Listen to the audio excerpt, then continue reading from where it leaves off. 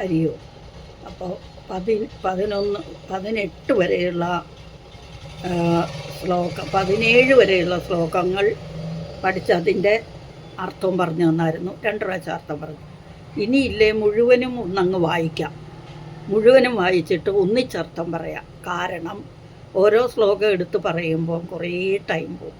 ഓരോ ശ്ലോകത്തിൻ്റെ അർത്ഥം പറയാം. അപ്പോൾ ഒന്നിച്ച് വായിച്ചതിന് ശേഷം ഒന്നിച്ചർത്ഥം പറഞ്ഞു പോവാം. സോഹം പ്രിയസ്യ, ശ്ലോകം 18 മുതൽ.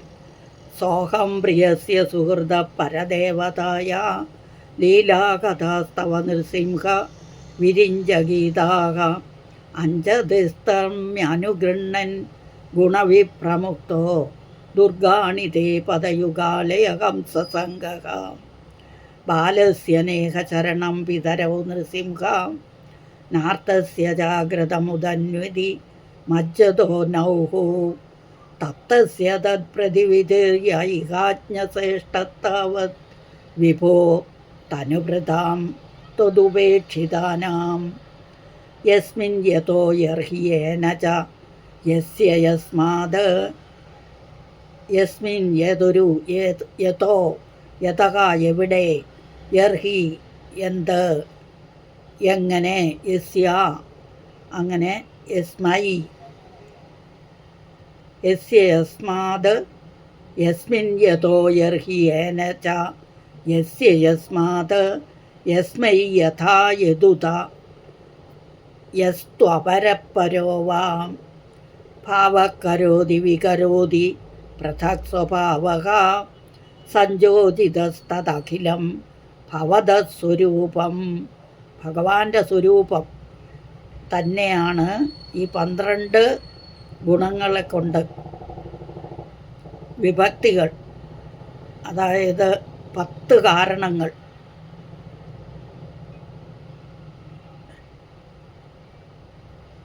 ഭഗവാന്റെ സ്വരൂപം, ഭവതസ്വരൂപം.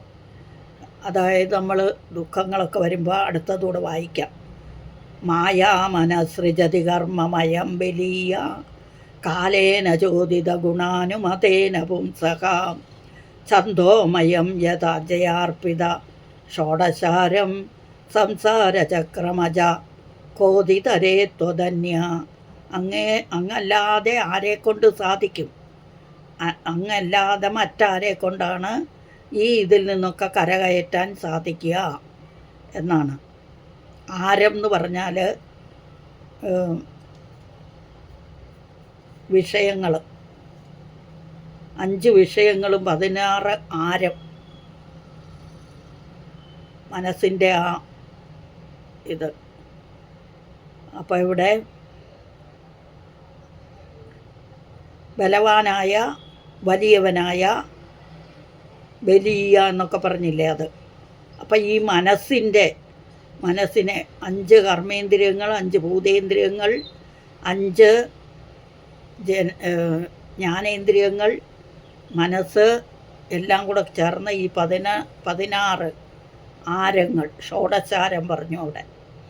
സത്വം ഹി നിത്യവിചിതാത്മഗുണസ്വധാംന കാലോ വശീകൃത വിസൃജ്യ വിസർഗശക്തി ചക്രേ വിസൃഷ്ടമജയേശ്വര ഷോഡശാരേ നിഷ്പീഡ്യമാനമുപകർഷ വിഭോ പ്രപന്നം. സംസാരചക്രത്തെ ചക്രത്താൽ പീഡിതനായ എന്നർത്ഥം. അപ്പം അവിടെ ദൃഷ്ടാമയാദിവി വിഭോ അഖിലധിഷ്ണ്യപാനാം ആയുശ്രിയോ വിഭവ ഇച്ഛതി യാഞ്ജനോയം യസ്മത് പിതു കുപിതഃ സവിജൃംഭിതഭ്രൂ വിസ്ഫൂർജിതേന ലുളിത സതു തേ നിരസ്തഃ.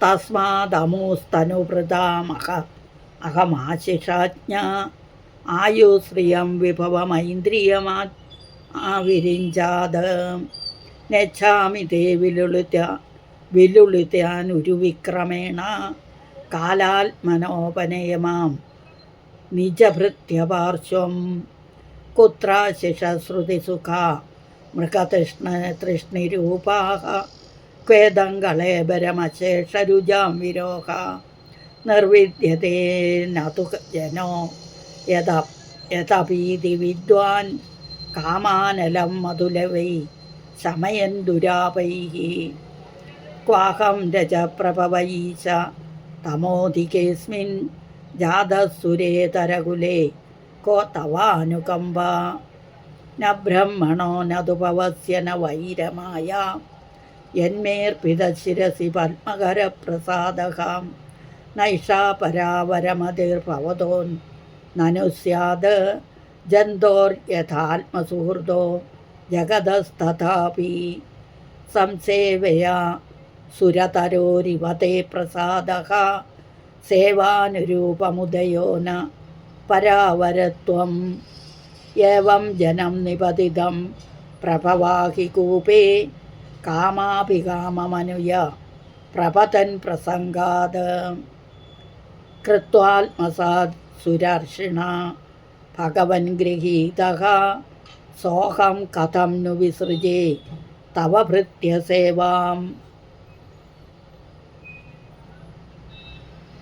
മൽപ്രാണരക്ഷണമനന്തവിദുർവതശ്ച മന്യേ സ്വഭൃത്യ ഋഷിവാക്യമൃതം വിധാതും ഖഡ്ഗം പ്രഗൃഹ്യ യഥവോചത സദ്വിതൽസു ത്വാമീശ്വരോ മതപരോ വധു കം ഹരാമി ഏകസ്ത്വമേവ ജഗദേത അമുഷ്യയത്വം ആദ്യന്തയോ പൃഥഗവസ്യസി മധ്യതശ്ച സൃഷ്ട്വാ ഗുണവ്യതികരം നിജമായയേതം നാനേവതൈരവസിത തദനുപ്രവിഷ്ടഃ ത്വം വാ ഇദം സദസദീശ ഭവാം തതോന്യോ മായാ യഥാത്മപരബുദ്ധിരിയം ഹ്യപാർത്ഥാം യസ്യ ജന്മനിധനം സ്ഥിതിരീക്ഷണം ച തദ്വൈ തദേവ വസുകാലവത് അഷ്ടിതർവോഹോ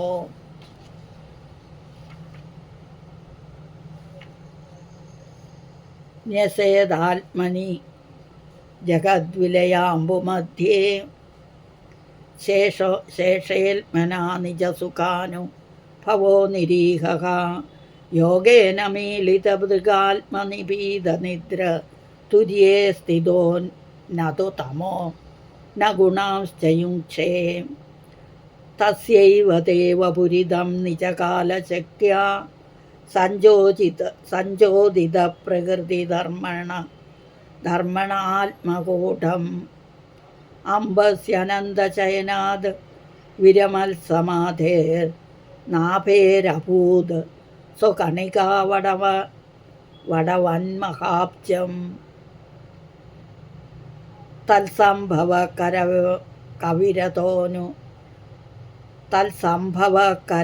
കവിരതോ അന്യത പശ്യമാന സ്ത്വാം ബീജമാത്മനി തതം ബഹിർവിചിന്യ നാവിന്ദത അപ്തശതമപ്സു നിമജ്ജമാനോ ജാതേങ്കുരേ കഥമുഹോപലപേതബീജം സത്വാത്മയോനിരതിവിസ്മിത ആസ്തിതോബ്ജം കാലേന തീവ്രതപസാ പരിശുദ്ധഭാവഃ ത്വാമാത്മനീശ ഭുവി ഗന്ധമിവാതി സൂക്ഷ്മം ഭൂതേന്ദ്രിയാശയമയേ വിതതം ദദർശാം ഏവം സഹസ്രവദനാംഘ്രി ശിരക്കരോരുനാസാസ്യകർണ നയനാഭരണായുധാഢ്യം മായാമയം സതുപലക്ഷിതസന്നിവേശം ദൃഷ്ട്വാ മഹാപുരുഷം പൂരുഷമാപമുദം വിരിഞ്ച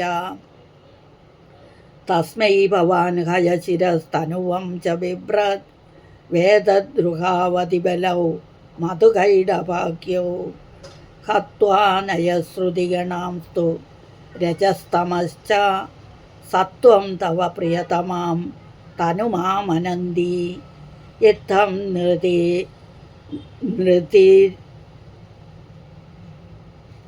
ഇത്തം നൃതിരിയ കൃഷി ദേവജഷാവതാരൈഃ ലോകാൻ വിഭാവയസി ഹംസി ജഗത്പ്രദീപാൻ ധർമ്മം മഹാപുരുഷപാസിയുഗാനുവൃത്തം ഛന്നകലൗ യദഭവത് ത്രിയുഗോ സത്വം നൈതന്മനസ്തവ കഥാസു വികുണ്ഠനാഥ സംപ്രീയത്തെ ദുരിതദുഷ്ടമസാധു തീവ്രം കാമാതുരം ഹർഷശോകഭയൈഷണാർത്ഥം തസ്മിൻ കഥം തവ ഗതിം വിമൃശാമി ദീനഹാം ജിഹ്വൈകതോച്യുത വികർഷതി മാ വിതൃപ്തോ ശിഷ്ണോന്യതസ്ത്വ അകുതരം ശ്രവണം കുതശ്ചിത് ഘ്രാണോനിരതശ്ച ഫലധൃക് ക്വച കർമ്മശക്തി ബഹ്വ്യ സപത്നൈവ ഗേഹപതിം ലുനന്തി ഏവം സ്വകർമ്മപതിതം ഭവവൈതരണ്യ അന്യോന്യജന്മമരണാൻ അശനഭീതം ഏവം സ്വകർമ്മപതിതം ഭവവൈതരണ്യാൻ അന്യോന്യജന്മമരണാൻ അശനഭീതം പശ്യൻ ജനം സ്വപരവിഗ്രഹ വൈരമൈത്രം ഹന്തേതി പാരചര പീപൃഹി മൂഢമദ്യ കൊന്നത്ര തേ അഖില ഗുരോ ഭഗവൻ പ്രയാസ ഉത്താരണേസ്യ ഭവസംഭവലോപഹേതോഃ മൂഢേഷു വൈ മഹദനുഗ്രഹാർത്ഥബന്ധോ കിം തേന തേ പ്രിയജനാനുസേവതാം നൈവോദ്വിജേ പരദുരത്യയ വൈതരണ്യ സ്തുദ്വീര്യഗായനമഹ മഹാമൃതമഗ്നചിത്തഃ ശോചേ തതോ വിമുഖചേതസ ഇന്ദ്രിയാർത്ഥ മായാസുഖായ പരം ഉദ്വഹതോ വിമൂഢാൻ പ്രായേണ ദേവമുനയ സ്വവിമുക്തികാമ മൗനം ചരന്തി വിജനേന പരാർത്ഥനിഷ്ഠ നൈതാൻ വിഹായ കൃപണാൻ വിമുമോക്ഷയേകോ നാന്യം ത്വദസ്യ ശരണം ഭ്രമതോനുപശ്യേ യന്മയിധുനാദിഗ്രഹമേതി സുഖം ഹി തുച്ഛം കണ്ടൂയനേന കരയോരിവ ദുഃഖം തൃപ്യന്തിനേഹ കൃപണ ബഹുദുഃഖഭാജക കണ്ടൂതിവന്മനസിജം വിഷഹേധീരഃ കണ്ടൂതിവത് എന്ന് പറഞ്ഞാൽ ചൊറി വന്ന പോലെ എന്നർത്ഥം. മൗനവ്രതശ്രുത തപോധ്യയന സ്വധർമ്മവ്യാഖ്യാരഹോജ ജപസമാധയ ആപവർഗ്യാഃ മൗനവ്രതശ്രുത തപോ അധ്യയന സ്വധർമ്മ വ്യാഖ്യാരഹോ ജപസമാധയ ആപവർഗ്യാഃ പ്രായപരം പുരുഷ തേ ത്വജിതേന്ദ്രിയാണാം വാർത്താ ഭവന്ത്യുത ന വാത്രതു ദാംഭികാൻ പ്രൈഡ് ഇന്ദ്രിയങ്ങളെ ത്യജിക്കാത്തവൻ എന്നർത്ഥം, ജയിക്കാത്തവൻ, അതായത് യോഗ്യത നടിച്ചു നടക്കുന്നവൻ എന്നൊക്കെ അർത്ഥം. രൂപേ ഇമേ സദസതി തവ വേദസൃഷ്ടേ ബീജാങ്കുരാവിവന ചാന്യത രൂപകസ്യ അന്യത അരൂപകസ്യ യുക്താ സമക്ഷമുഭയത്ര വിചിന്യതേ ത്വാം യോഗേന വന്യമിവ ദാരുഷു നാന്യത സ്യാത് ത്വം വായുരഗ്നി രവനീർ വിയദംബുമാത്ര പ്രാണേന്ദ്രിയാണി ഹൃദയം ചിദനുഗ്രഹശ്ച സർവം ത്വമേവ സഗുണോ വിഗുണശ്ച ഭൂമൻ നാന്യത്വദസ്ത്യഭിമനോ വചസാ നിരുക്തം നൈതേ ഗുണാനഗുണിനോ മഹദാദയോ യേ സർവേ മനഃപ്രവൃതയ സഹദേവമർത്യാഃ ആദ്യന്തവന്ത ഉരുഗായ വിദന്തി ഹി ത്വാം ഏവം വിമർശ്യ സുതിയോ വിരമന്തി ശബ്ദാത് തത്തേ ഹത്തമ തത് തേർഹത്തമ നമസ്തുതി കർമ്മപൂജ കർമ്മസ്മൃതിചരണയോ ശ്രവണം കഥായാം സംസേവയാ തൊയ്മിനോ വിനേതി ഷഡംഗയാ കിം ഭക്തിം ജന പരമഹംസ ഗതൗ ലഭേത. ഇത് പ്രഹ്ലാദസ്തുതി സമ്പൂർണം. ഇനി അർത്ഥം പറയാം.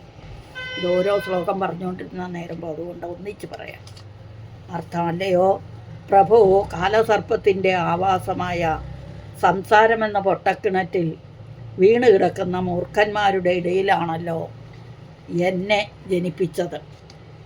കരുണാനിധിയായ ദേവർഷി നാരദരാണ് എന്നെ അവിടെ നിന്നും കരകയറ്റിയത്. ആ ശ്ലോകം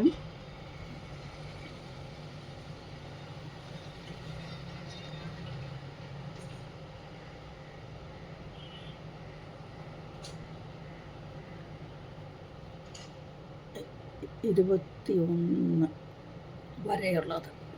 അപ്പം ഗുരുനാഥൻ്റെ വാക്കിനെ സത്യമാക്കി ചെയ്യാനാണ് ഭഗവാൻ അവിടുന്ന് പിതാവിനെ വധിച്ചതും എന്നെ രക്ഷിച്ചതും. അത്രത്തോളം മഹദനുഗ്രഹം ലഭിച്ച ഞാൻ അവിടുത്തെ ഭക്തന്മാരുടെ ചരണസേവയെ എങ്ങനെ ഉപേക്ഷിക്കും?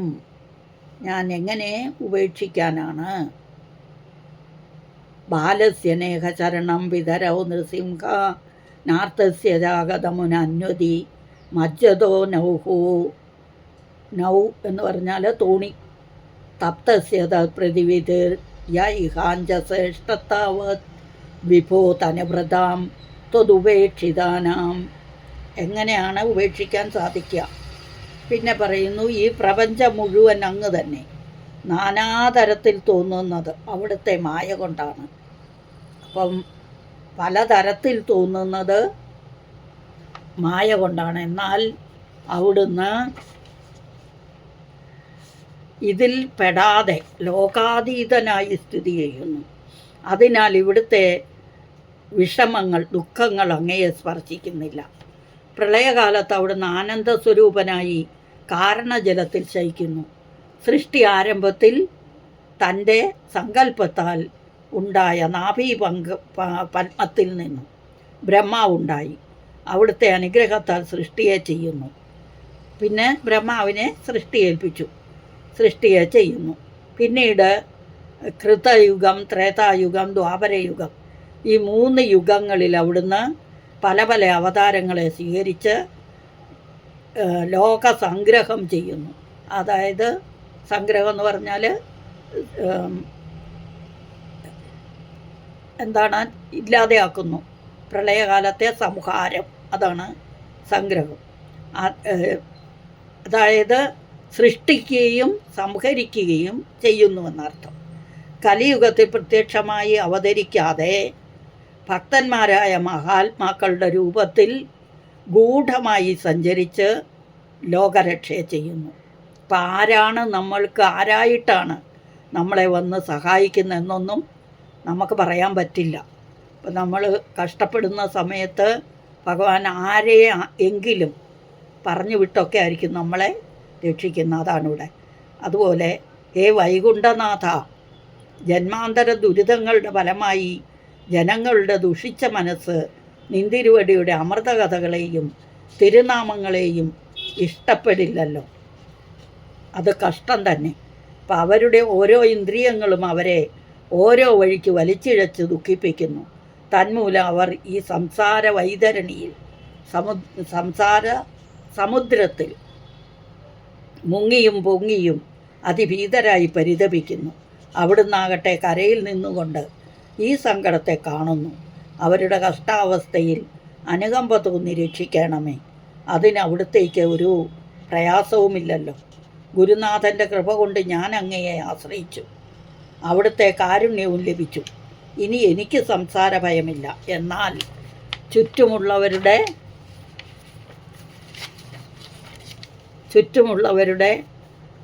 ശോച്യാവസ്ഥ, ആ ദുഃഖാവസ്ഥ എൻ്റെ ഹൃദയത്തെ പിളർക്കുന്നു.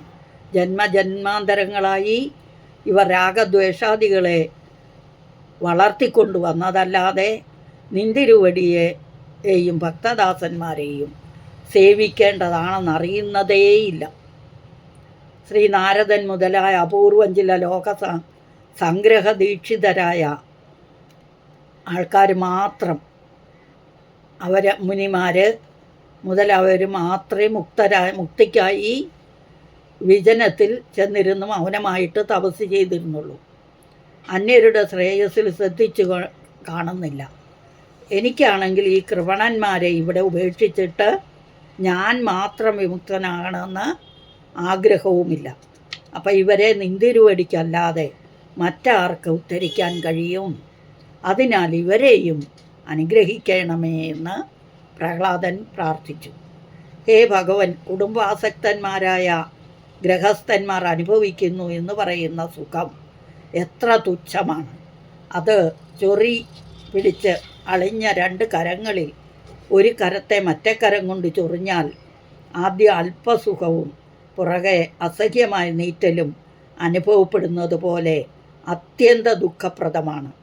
അവിടുത്തെ കാരുണ്യം ലഭിച്ച ദുർലഭം ചില ധീരന്മാർ മാത്രം ചൊറിച്ചിലിനെ സഹിക്കുന്നത് പോലെ കാമത്തെ അടക്കി ക്രമത്തിൽ വിരക്തിയെ പ്രാപിക്കുന്നു. മൂഢന്മാർ പ്രാപിക്കുന്നില്ല.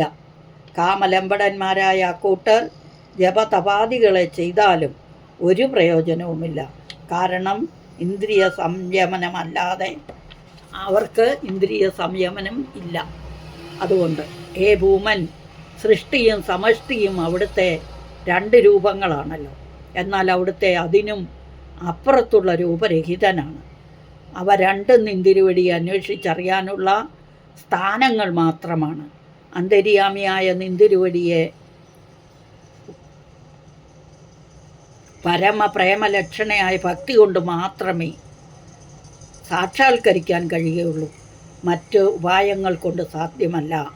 പഞ്ചഭൂതങ്ങളും ശബ്ദാദി വിഷയങ്ങളും പ്രാണേന്ദ്രിയങ്ങളും അന്ധകരണവും അവിടുന്ന് തന്നെയാണെന്ന് ഭക്തൻ സ്പഷ്ടമായി അറിയുന്നു. മറ്റ് സാധനങ്ങളെല്ലാം അന്തശുദ്ധിയെ തരുമെന്നല്ലാതെ വസ്തുപ്രാപകങ്ങളല്ല.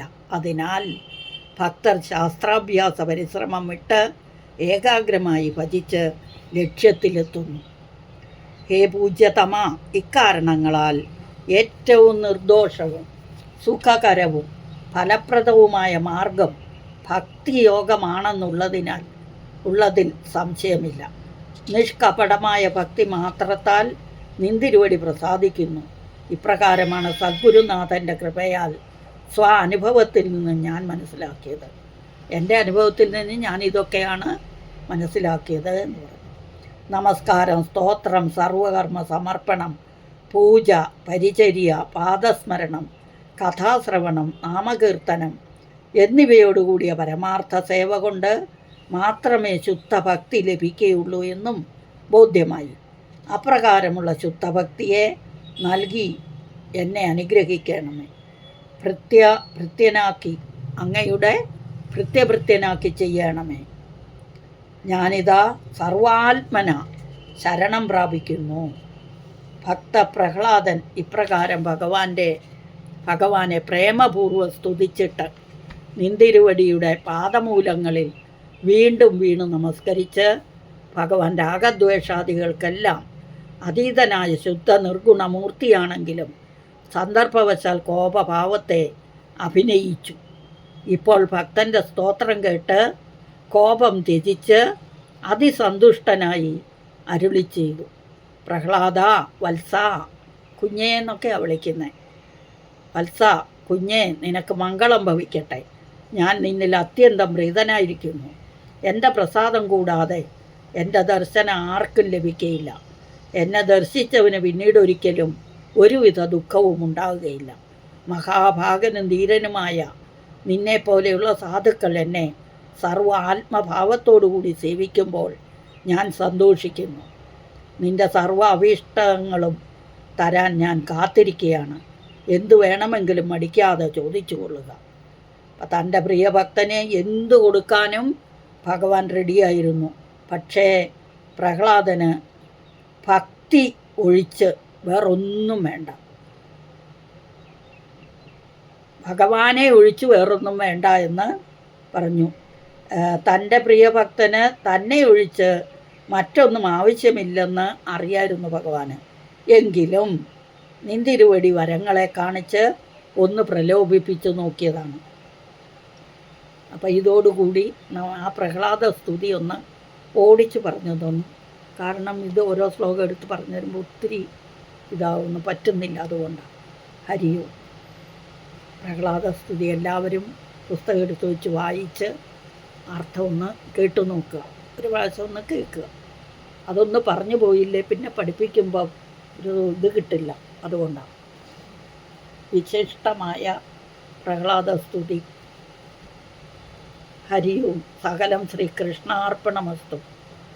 ഓം തത്സത്.